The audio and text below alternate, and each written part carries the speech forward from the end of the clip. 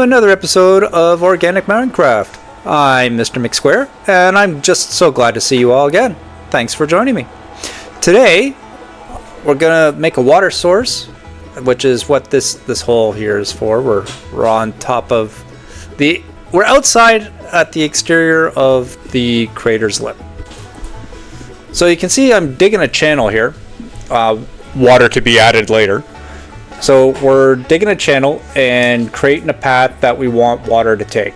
So the idea is that the source is at top, comes down, a little bit of a middle platform reservoir here, and then from this reservoir, I'm gonna have to make a way out of here somewhere. From this reservoir, the channel will continue down, and then it'll go down to a cavern area that the crater taps into down here.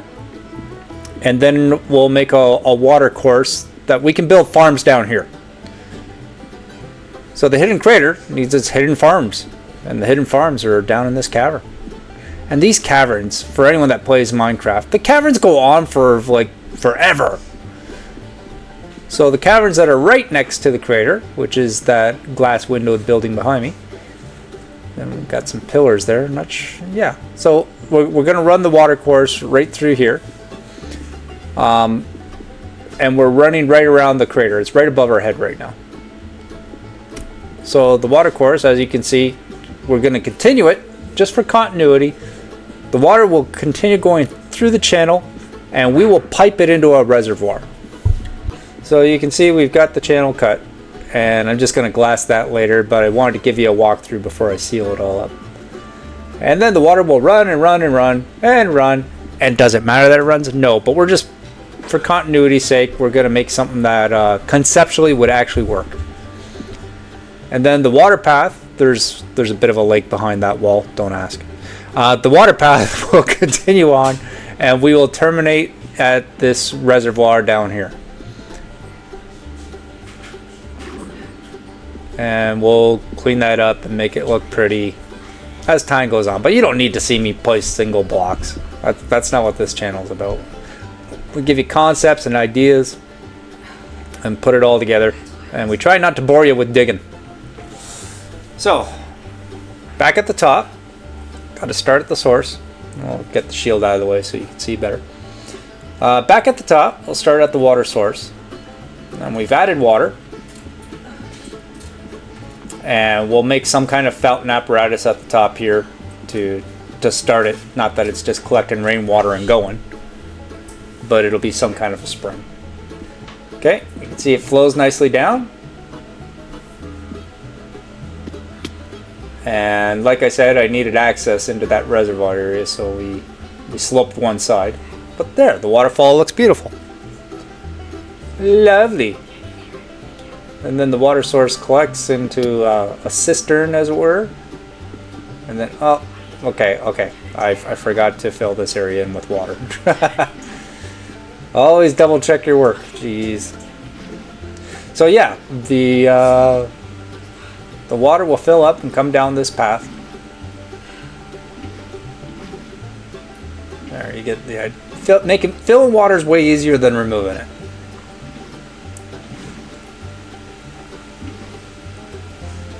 Make water source blocks everywhere. Okay, so let's double check this again. We'll do it the fun way. Get a boat. Aye. Okay. So you run the rapids. You come on down. The water path comes down, and momentum takes us right out of the water supply. And the water path keeps going. And then we're down in the farm area. Got our water course, and that'll just continue on down to that piping system. Nice. So we have brought water down to the caverns. We got our waterfall.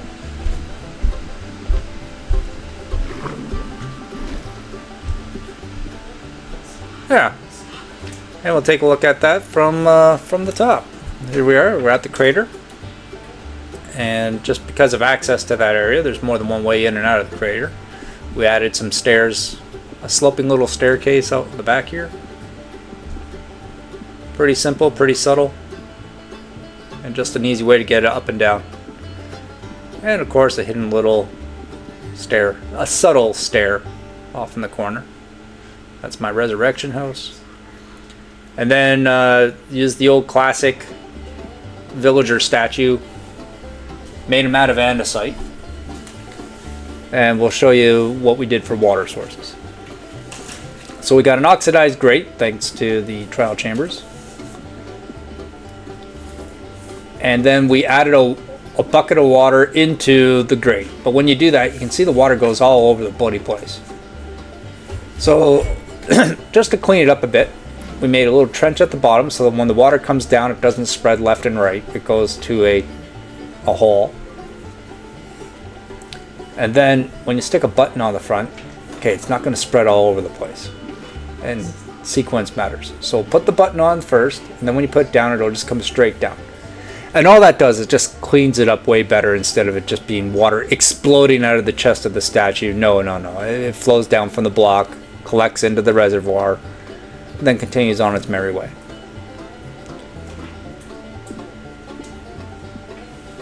There we go.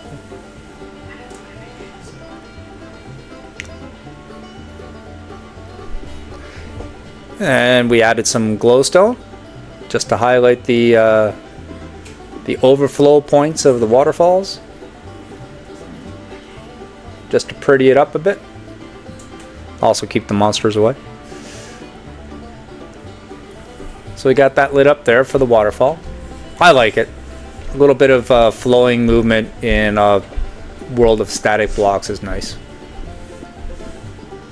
And then we just did the same thing with glowstone blocks for the next step of the waterfall. Smoothed out some of the edges. And you can see we added the dirt columns and made the farm plots down there. Okay.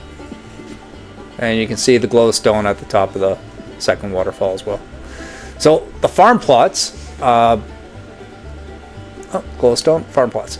Okay, the farm plots, in order for the crops to grow, they don't need sunlight, but they do need a light source. And I'll show you what we do for that as well. This area here is going to be a mill. And we will get to that. Oh, you bet we will. Minecraft seems to be a bit of a medieval or dark ages technology era where like your most advanced piece of technology, not counting redstone, is a crossbow. So keeping in mind that you're not even Renaissance gunpowder really, like, because all you can do is TNT. You're really in a medieval tech area. So here we got our farms and we lit them up with a glowstone lattice work. So we got 4 plots for the 4 main crops: wheat, carrot, potato, and beet. Yeah, we don't need beets, but heck, we got them. And then we glowstone at intervals so that the whole thing is lit up. The other option is that you can always put blocks underground, right? And to make sure that all the plots were hydrated, I used stairs, thanks to Chuck Ross for showing me that little trick, and then flooded the stairs. So it looks like everyone's got a little water trench going to their farms, and that'll hydrate all the soil in between for us. Because crops grow way faster in hydrated dirt than they do on dry dirt. And if you're going to bring a river down into the cavern, you might as well hydrate all your crops, and then the crops can grow. Okay, so that's the farming basically done. And then we're going to make the mill. And you know it's getting serious when the crafting table and the bed come out, because quite a bit of construction happens here. Now, our power source with a medieval mind, there's windmills that are powered by wind, and water mills that are powered by river flow, and we're going to power ours right off the waterfall. Hydropower from a waterfall. No, we're not a climate change weirdo nutter or anything. We're just working with what we got. And what we got is a waterfall, so let's tap into that power. Okay. So that post is the center point of the waterfall from land. And why I marked that out is I need to know how big to make the wheel. And so there's a 2-block space from the post, which will be where the axle is. Okay, so from the axle we know that the wheel needs a radius of like 2 blocks. Radius is the distance from the center to the outside of the wheel. And 2 blocks would be just like grazing the water. We all want to actually be in the water, so like 2.5, maybe 3 blocks. I'm gonna go probably 2.5. Again, we're limited by what blocks we use, and right away I'm thinking, okay, making a circle, what are we gonna use? Okay, now a little thing I learned from BOO, the Hermit, was polished basalt. Polished basalt works great for shafts and columns. B-dubs used it for columns, and I thought right away, man, this stuff looks just like a greased up shaft. So I'll show you right here. Get some of the old basalt out, and it's so good. It's so good to have a pantry of just different blocks all in storage to pick from. Minecraft makes you a hoarder. You never know what. Don't ever throw anything away. So okay, you got the lines in the shaft there, and they're a little bit dark on the end. And to me that totally looks like a greased up shaft.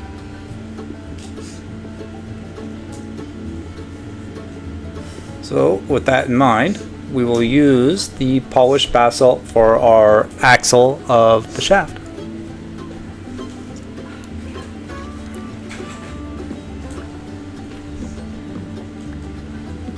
Don't need that anymore. Okay, axle's in place. And that's Minecraft, and it's a video game, and it's floating in the air right now. But we'll give it some false structure to make it make sense. So I'll put a link in description, a link in the description for the guy that inspired me to make the wheel in this fashion. The name escapes me. I think it's, I don't want to say the wrong one, but it'll be a link in the description. It'll for the wheel inspiration. I don't copy him exactly, but if you want to check out his video, you'll see it's totally his style that I'm inspired by. Okay, so the center is a support axle, and then it'll be flanked on both sides by the rotating water wheel, or in this case the waterfall wheel.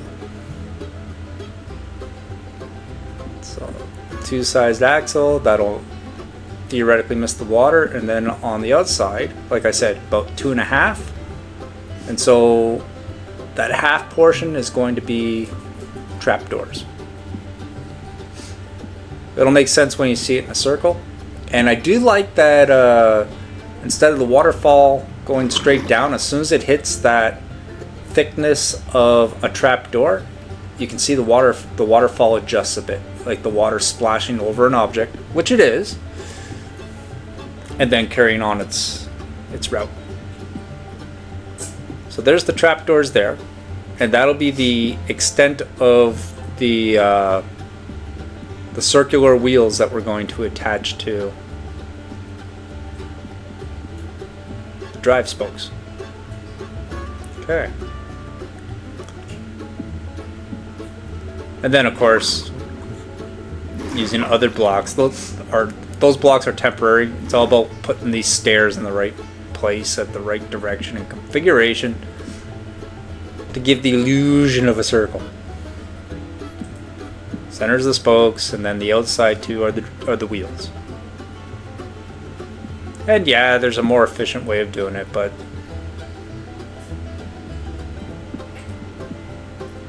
it's not like I'm not cheating or copying this. I don't use Lightmatica or any of those other weak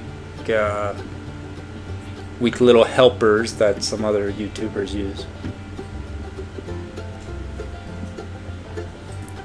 Like you got guys like Mumbo Jumbo and whatnot talk about the mods and supplements they use to help them out, and they do just phenomenal work. But I am organic Minecraft. I don't do any of that. I don't augment the play. I feel it out. I make mistakes. I deal with the mistakes. I adjust. And I look at the other videos for inspiration.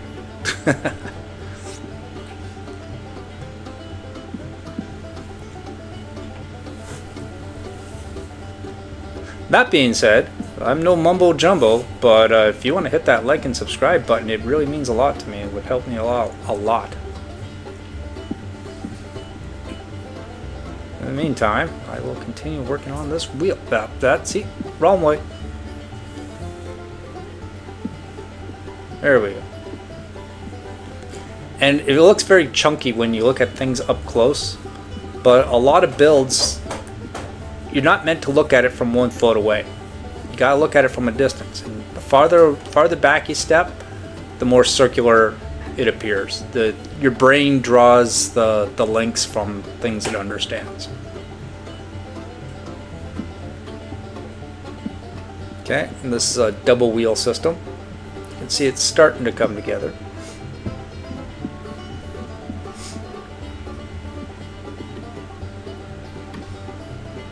And something else I learned is, see on the spruce trapdoors, they've got a little bit of a dotted line. If you want the dotted line to always be the same, well then always place your trapdoors when you're facing the same north-south, or always east-west. Otherwise, the lines, some will face one way and then others will be 90 degrees different.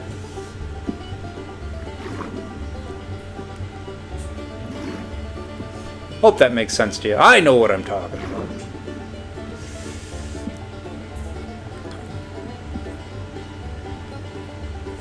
Come on, you bugger. There you are. Yeah, that's where I wanted it. So you can see the trapdoors, they give it like that continuity where they're touching and they extend just a bit and they help the brain draw circles.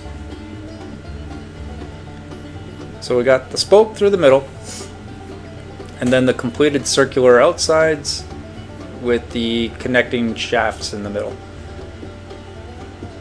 And of course the drive shaft will come into the grinding area.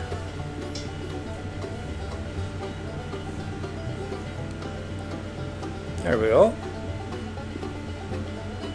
There, the brain's making sense of it now. Outside drive wheels with the spokes in the middle. Now the spokes, they're not quite touching right, so I'm gonna have to extend it just a little bit, just for my own continuity's sake.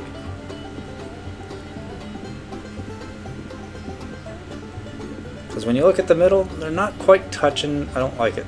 I gotta adjust that. And I think the best way is just gonna be trapdoors. Yep. I could have did trapdoors straight out like spokes, but I'm gonna box it. That'll do. Is it just enough of an overlap that my brain says, yeah, it's all touching. And then we'll fill that in. That'll work nice.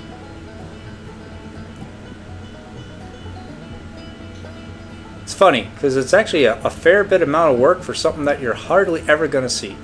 But if you ever do come and look at it, hey, it's been done. And it's been done by somebody that cares. There you go. Turn the water off down up above so I get a better look at it.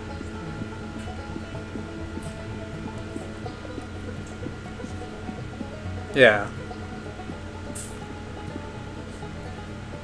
There's my wheels, ready to drive the system.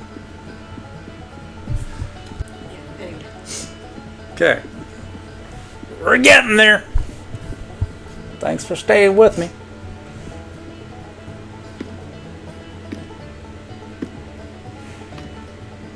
Okay, release the water.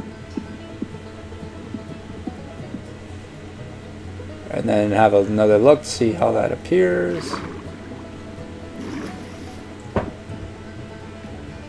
Because, like, I got no problem with destroying something and rebuilding it if it just didn't fit right or if I didn't like the way it looks.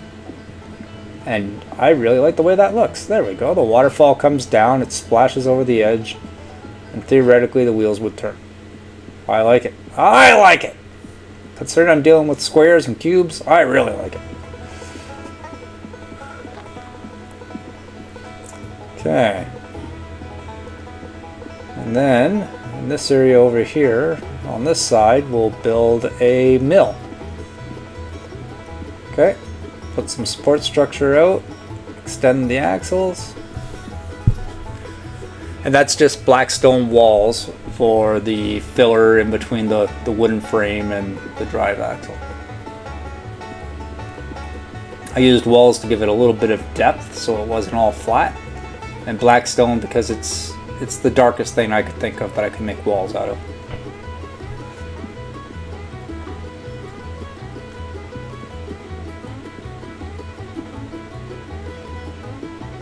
Yeah. Okay, and wheels are, yeah, double check it from all the angles because if I'm not happy, I'm taking it down and changing it. And of course, in the future, lighting's going to be an issue, but it's easy enough. I've shown you before with partial blocks and stuff that you can hide lighting right in the floors and walls. Eventually, you won't see torches all over the place. So there's my gear mechanisms, which I like to use polished andesite. It's the closest thing to a metallic look that I can get. Extended the drive shafts with a chiseled block at the joint point. And then down below, we just got to put a grinder. And off camera, I've got to move that whole thing over 1 square because it was just in the wrong spot by 1 square. So I moved it over. I moved it over so it all fit. Pain in the butt, but it had to be done. Okay, dressed it up. We got the wheel. Freaking torches. They work, but they're not pretty enough. Okay.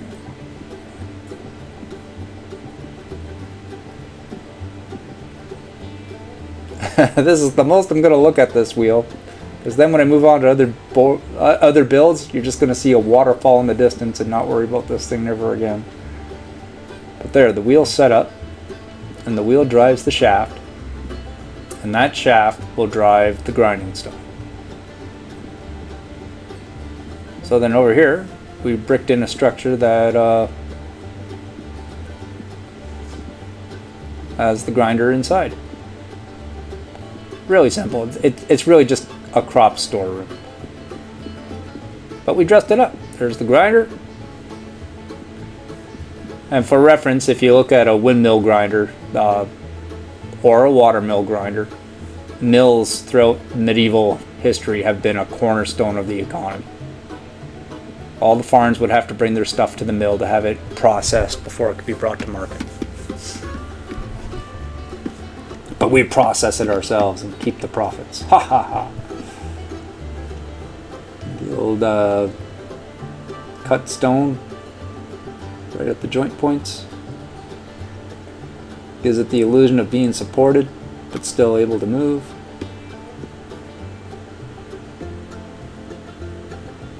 And I like that I put lanterns in all at the same height. And even though the support points might start at different spots, with just a bit of chain, all the lanterns are in line on the interior.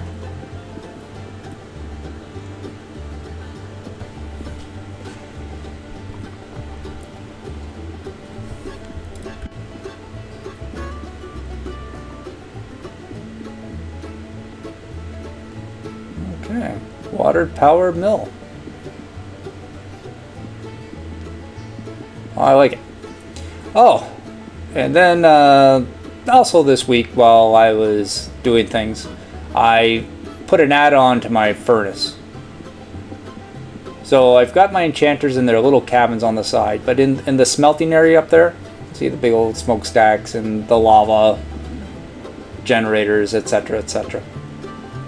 And that's the area where I needed some smiths. You know, the weaponsmith, toolsmith. What's the other one? Armorer. Okay, armorer, weaponsmith, and toolsmith. So on this side here, I've got my dripstone generators so that dripstone can grow. Super slow, but hey, super easy farm to make. You can see that on a previous episode. But then on the opposite end is where I decided to stick the foraging guys, the forge. And it's just another big shop setup. But this is set up for 6 of them. We got 2 of each kind. We got 2 weaponsmith, 2 toolsmith, and 2 armor stands. And I was thinking if they were all enclosed like the enchanters do, like a forge, man, that would be way too stinky and bad for their health. Like, sure, they're just digital guys, but let's make it a bit more pleasant. So I gave them a bit of an open air concept. I'm not 100% on how safe this will be, so I tried to make it as safe as possible. Because I'm afraid that it could be possible for mobs to drop in from the top. Hope not, but I'm not 100% on this one. So in the meantime, added a few safety rails. Gave them a storeroom where there's some coal, some wood, some iron, and some diamond. Because if you ever go to those merchants, that's what they sell.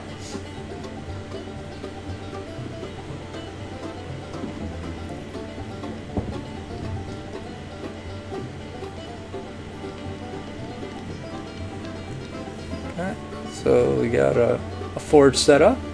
And of course, they're also going to need some residences. And we need residence for 6. So we got a room for 2 here. And then 2 more sleeping chambers back here. 2 guys can stay there. And then another couple in the last room here. And really, I could have just had a room with a bunch of beds in it, but I like to make it pretty. So there's a forge here, and it's questionable on how safe that is from mobs. I think there might be a couple gaps by the blast furnaces that the mobs can squeak in. Not 100% on that one, but we'll find out.